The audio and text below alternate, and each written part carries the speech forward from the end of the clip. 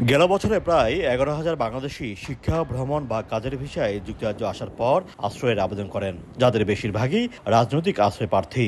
এসব আবেদনের 95% খারিজ হলেও দেশে ফেরত আসেননি তারা।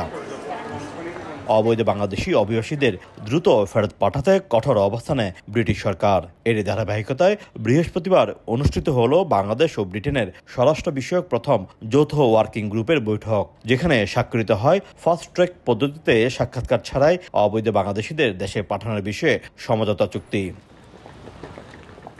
খারিজ হওয়া আবেদনকারী, বিদেশি অপরাধী কিংবা যাদের ভিসার বৈধ মেয়াদ অতিবাহিত হয়েছে তারা এই চুক্তির আওতায় পড়বে।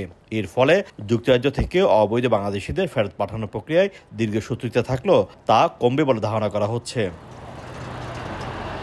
যুক্তরাজ্যের অবৈধ অভিবাসন বিষয়ক মন্ত্রী মাইকেল টমিলসন বলেছেন, বিভিন্ন ইস্যুতে বাংলাদেশ সহযোগিতাপূর্ণ সম্পর্ক বজায় রেখেছে। এবারও অভিবাসীদের অবৈধভাবে প্রবেশ ঠেকাতে ও ফেরত পাঠাতে বাংলাদেশের সহযোগিতা বেশ গুরুত্বপূর্ণ।